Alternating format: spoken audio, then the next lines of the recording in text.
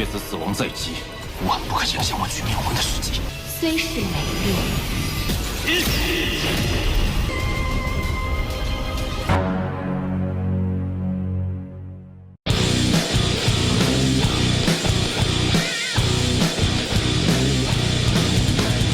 Halo guys, kembali lagi bersama Mimin di channel Nah Series. Bagaimana kabar kalian hari ini? Semoga masih tetap sehat aja ya. Dan pada video kali ini, Mimin hadir kembali untuk meneruskan alur cerita dari King Wanglin dalam Renegade Immortal episode terbaru, yaitu Renegade Immortal episode 99. Yang mana pada Renegade Immortal episode 99 ini menceritakan Wanglin yang masih mencari jiwa hidupnya serta jalan menuju tempat penarik bintang di makam Vermilion. Akan tetapi muncul pengganggu lagi yang membuat Wanglin sedikit harus berusaha lebih keras. Dan seperti apa alur cerita selengkapnya, jangan lupa pencet tombol like dulu jika kalian suka, dan kita langsung saja masuk ke alur ceritanya.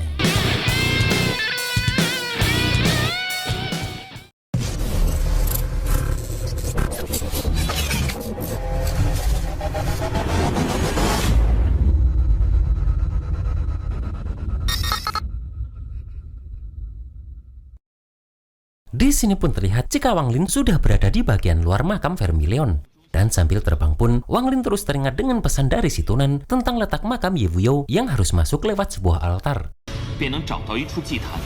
Namun tiba-tiba saja ada serangan yang langsung mengarah ke Wanglin. Yang mana di sini terlihat makhluk aneh yang mengajak Wanglin untuk bermain. Awalnya pun Wanglin mengira jika ini adalah makhluk jahat. Namun kemudian Wanglin sadar jika tampaknya ini adalah roh api yang berubah dari kekuatan spiritual tanah terbakar di tempat ini. Dengan cepat pun Wanglin menyerang satu tangan dari makhluk tersebut. Dan ternyata dugaan Wanglin benar, jika selama tanah terbakar ini tidak hilang, maka makhluk ini dapat menyatu kembali. Setelah itu pun makhluk tersebut berusaha menyerang lagi menggunakan tangan besarnya. Akan tetapi dengan cepat Wanglin menghancurkan tangan tersebut dan makhluk tersebut menggunakan pedang abadinya. Yang mana setelah itu, makhluk tersebut berubah menjadi seperti bola kecil. Melihat itu Wanglin terkejut karena ternyata itu adalah jiwa hidup. Dan Wanglin baru sadar jika ternyata setiap butir di dalam tanah terbakar ini terdapat satu jiwa hidup. Dan karena jiwa-jiwa hidup di sini sangat lemah, Wanglin pun berpikir jika seharusnya di tempat ini adalah jiwa hidup milik orang biasa. Namun Wanglin bingung kenapa jiwa hidup bisa muncul di sini, padahal menurut perkataan Situnan, jiwa hidup ada di dalam makam Vermilion. Yang mana hal itu membuat Wanglin berpikir jika jangan-jangan jiwa hidup miliknya juga ada di dalam makhluk semacam ini. Terlihat Wanglin pun terus mencari hingga 3 hari kemudian. Namun meski sudah 3 hari, Wanglin pun masih belum menemukan jejak altar. Kemudian Wanglin melihat seorang pemuda yang meminta tolong karena dikejar kekuatan kilat. Dan pemuda itu berjanji jika Wanglin bisa membantunya keluar dari bahaya ini, dia akan memberitahu cara masuk ke bagian dalam makam Vermilion. Kemudian terlihat sebuah tombak yang langsung menyerang petir tersebut. Dan melihat petir itu mengarah ke Wanglin, dengan cepat Wanglin menghancurkan itu menggunakan tekniknya. Setelah itu pun muncul orang pemilik tombak tadi yang bernama Mo Yunhai di tahap awal transformasi jiwa. Dan pemuda tadi yang ternyata bernama Mu Rongyun langsung berterima kasih kepada mereka. Di sini pun Mo Yunhai mengakui jika Wanglin mempunyai kemampuan yang bagus. Dan dia bertanya pada Mu Rongyun bagaimana cara masuk ke bagian dalam makam Vermilion itu. Mu Rongyun pun mengatakan jika ketika dirinya datang ke tempat ini, dia kebetulan melihat Yan Feng dengan beberapa master kutukan suku peninggalan immortal masuk ke bagian dalam makam Vermilion. Dan jika bukan karena kultivasinya rendah, Mu Rongyun pasti saat ini juga sudah masuk ke sana. Mendengar itu pun Wanglin bertanya mereka masuk lewat mana. Dan Mu Rongyun mengatakan jika mereka masuk melalui sebuah altar. Namun altar itu sangat terpencil dan di pintu masuknya ada segel yang rumit, bahkan ada benda-benda aneh juga di sekitarnya. Dan Mu Rongyun yang sendirian tidak bisa menerobosnya. Dan jika mereka berdua berjanji pada Mu Rongyun berkenan membawa dia ikut masuk juga, maka Mu Rongyun akan memandu mereka berdua ke sana. Mendengar itu pun, Mo Yunhai mengajak Wanglin untuk bekerja sama saja. Setelah itu pun, Mu Rongyun membawa mereka ke depan sebuah gunung. Dengan cepat Wanglin memasang segel ke 4 titik melihat tempat ini yang tidak biasa. Setelah sampai atas pun, Mo Yunhai bertanya apakah altar yang dimaksud Mu Rongyun adalah ini. Dan Mu Rongyun pun mengatakan jika di bagian tengah itu adalah pintu masuknya. Dengan cepat Mo Yunhai menggunakan teknik pembaca jiwa, merasa Mu Rongyun ini membohongi mereka. Dan di sini pun dia melihat isi pikiran Mu Rongyun saat itu. Setelah itu pun Mo Yunhai melepaskan Mu Rongyun karena dia tidak berbohong. Akan tetapi dia sadar jika hanya orang pertama saja yang bisa berhasil masuk ke sana. Maka dari itu pun, dia langsung ke tengah altar tersebut. Dengan cepat pun, Mo Yunhai langsung berusaha membuka altar itu. Namun tiba-tiba, ada serangan dari altar itu yang langsung menghancurkannya. Terlihat Wang Lin pun langsung menyerang Mu Rongyun yang seperti sudah pingsan. Akan tetapi Mu Rongyun pun dengan cepat mampu menahan serangan Wang Lin ini. Kemudian Mu Rongyun bertanya bagaimana Wang Lin bisa menyadari sandiwaranya. Dan Wang Lin mengatakan jika Wang Lin bisa memberitahu, namun Mu Rongyun juga harus menjawab beberapa pertanyaan Wang Lin. Terlihat Mu Rongyun pun menyetujui permintaan Wang Lin ini. Kemudian Wang Lin mengatakan alasan dirinya bisa tahu semua ini karena pakaian Mu Rongyun terlalu kuno dan bukan yang dipakai kultivator zaman sekarang. Mendengar itu Mu Rongyun bertanya apakah hanya dari pakaian Wang Lin bisa mengetahuinya.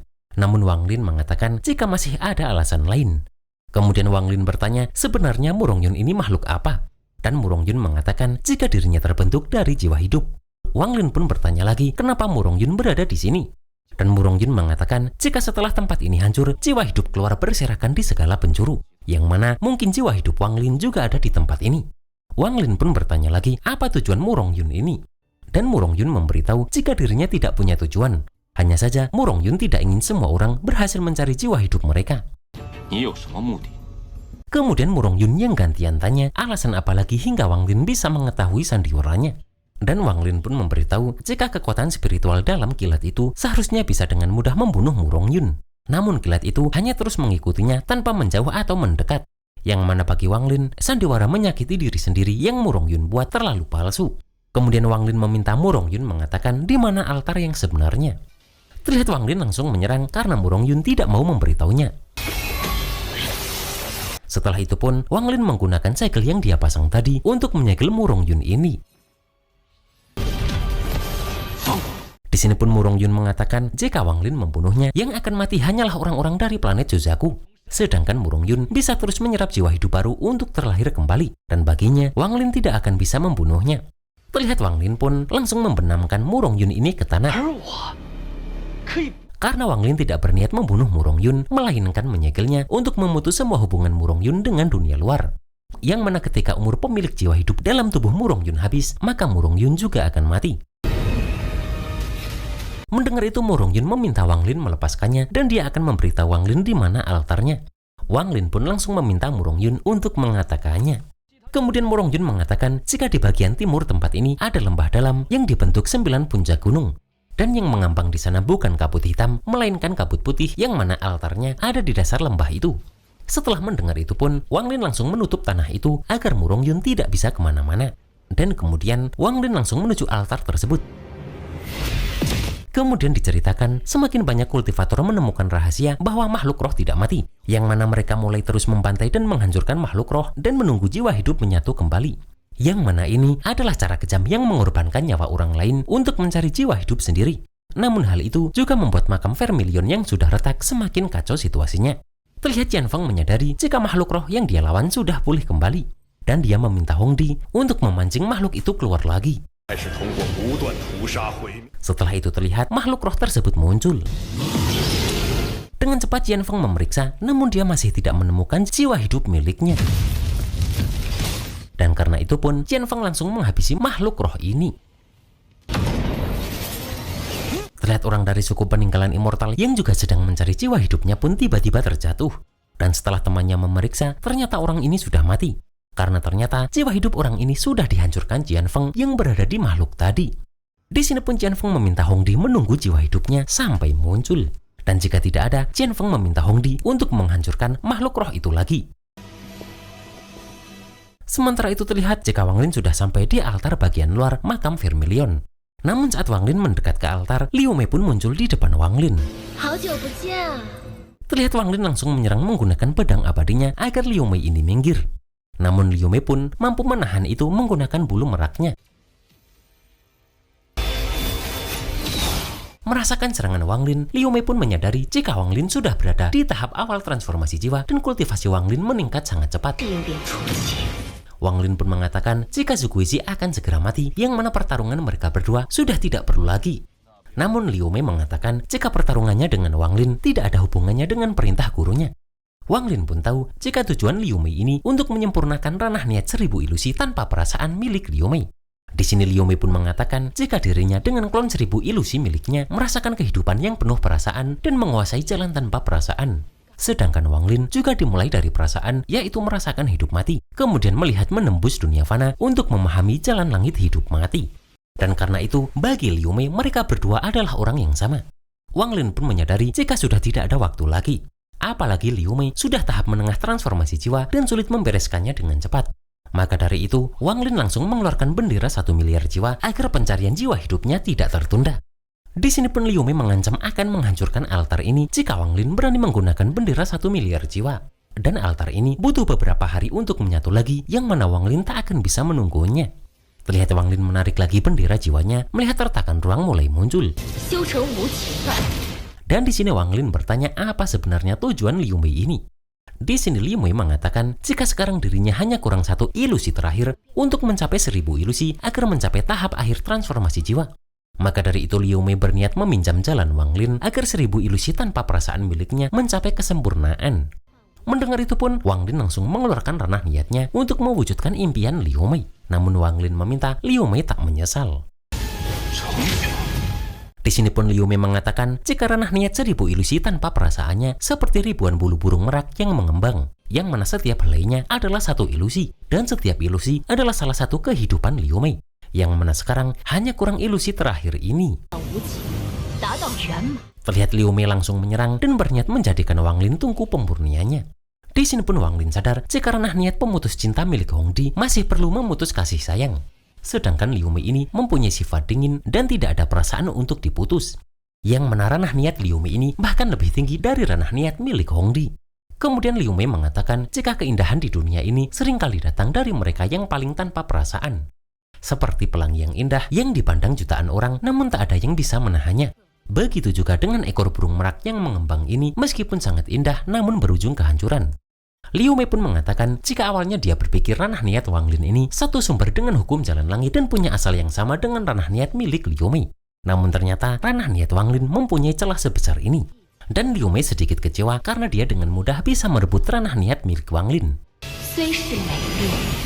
Terlihat Liu Mei pun langsung berusaha menelan ranah niat Wang Lin ini. Namun Wang Lin berkata jika dirinya tidak peduli dengan asal mula jalan langit karena di antara langit dan bumi yang harusnya menghilang akan menghilang. Dan jika jalan langit ingin membuat hal yang seharusnya ada menjadi menghilang, maka Wang Lin tidak akan pernah setuju. Dan bagi Wang Lin, ilusi terakhir Liu Mei ini bukanlah ranah niat Wang Lin. Terlihat Wang Lin pun langsung membuka ranah niat reinkarnasinya. Dan Wang Lin pun mengeluarkan kesadaran ranah niat milik Meiji di tangan Wang Lin untuk merebut tubuh Liu Mei ini. Karena Wang Lin teringat dengan pesan dari Zhou Wutei dari Silip Giok yang dia tinggalkan untuk Wang Lin yang berisi tentang ranah niat milik Liu Mei ini. Di situ Wang Lin sadar jika Liu Mei benar-benar ingin menelan ranah niat Wang Lin, maka Wang Lin bukan tandingannya melihat kultivasi Wang Lin yang sekarang ini.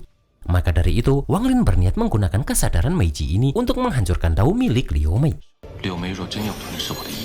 Dan karena kesadaran Meiji ini membutuhkan tubuh fana, maka Wang Lin berjanji akan membantunya merebut tubuh untuk mengembalikan kebebasan kesadaran Meiji ini.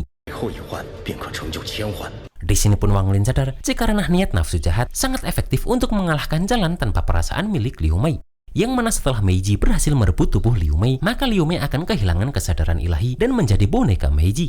Di sini pun Liu Mei merasa jika Wang Lin benar-benar licik. Dan Wang Lin hanya menjawab jika bukan karena Liu Mei bersikeras ingin menelan ranah niat Wang Lin, maka Wang Lin juga tidak akan punya kesempatan membiarkan Meiji merebut tubuh Liu Mei. Dan bagi Wang Lin, semua ini akibat perbuatan Liu Mei sendiri. Kemudian terlihat Wang Lin langsung memasang larangan untuk mengekang Liu Mei ini. Wang Lin pun sadar jika ranah niat paling kejam dan menyeramkan di dunia adalah menggunakan nafsu untuk membangkitkan hasrat dan itu harus dihancurkan tanpa perasaan. Setelah itu terlihat Wang Lin langsung mengaktifkan formasi teleportasi ke tengah altar tersebut. Sementara di dalam lautan kesadaran Liu Mei, kesadaran Meiji pun terus berusaha merebut tubuh Liu Mei ini. Terlihat Liu Mei mulai kehilangan kendali atas tubuhnya karena Meiji perlahan mulai mengambil alih. Terlihat tubuh asli Meiji menyadari jika secuil ranah niatnya dari masa lalu ternyata sedang merebut tubuh. Yang mana jika dia berhasil merebut tubuh, pasti akan menyedot sebagian sumber kekuatan Meiji dan mengganggu rencana besar suku peninggalan immortal. Maka dari itu, Meiji berniat memusnahkan kesadarannya itu. Terlihat kesadaran Meiji di tubuh Liu Mei terkejut karena ada kekuatan yang mengganggu perebutan tubuhnya dan berniat untuk menghapusnya. Sementara itu, Wang Lin pun terus membuka gerbang teleportasi untuk menuju makam Ye Fuyou. Di sini kesadaran Meiji pun berniat akan menyatu dengan tubuh Liu Mei saja jika dirinya tidak bisa merebut tubuh Liu Mei. Yang mana karena kekuatan itu, jiwa primordial Wang Lin pun terasa seperti ingin tersedot ke dalamnya. Liu Mei pun tampak semakin kehilangan kendali, sementara Wang Lin terus berusaha membuka pintu teleportasi. Di sini pun terlihat jika kekuatan Meiji ini hampir menyentuh altar tersebut. Namun untungnya Wang Lin dengan cepat berteleportasi saat muncul ledakan karena Liu Mei masih berusaha mengambil alih kendali tubuhnya.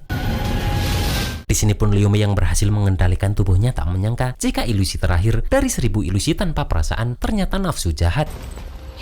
Dan karena Wang Lin merusak hati Dao-nya yang mengubah ranah niat Liu Mei menjadi jalan nafsu 1000 ilusi, maka Liu Mei pun tidak akan melupakan dendam ini sampai mati. Sementara terlihat Wang Lin sudah berada di jurang gunung makam Vermilion. Wang Lin pun teringat perkataan si Tunan jika ada gunung spiritual di tengah bagian dalam makam Vermilion, yang mana di sana terdapat penarik bintang tersebut. Dan Wang Lin merasa jika untuk menemukan gunung spiritual sepertinya harus melewati jurang gunung ini. Di sini pun Wang Lin juga merasakan jika jiwa hidup di sini beberapa kali lebih kuat daripada di luar. Maka dari itu, Wang Lin tidak akan mengganggu mereka. Akan tetapi Wang Lin dikejutkan menyadari keruntuhan makam Vermilion semakin cepat melihat retakan ruang yang semakin banyak. Dan Wang Lin juga terhenti karena seperti melihat sesuatu. Dan itulah guys alur cerita Renegade Immortal episode 99 ini. Ada-ada aja ya yang ngehalangin Wang Lin dimanapun Wang Lin berada. Dan ternyata Wang Lin secerdas itu bisa menghadapi Liu Mei yang levelnya satu tingkat di atas Wang Lin. Dan apakah yang membuat Wang Lin terhenti tadi? Kita tunggu saja dalam Renegade Immortal episode 100. Akhir kata, selamat menjalani awal pekan di akhir bulan ini. Dan see you next episode.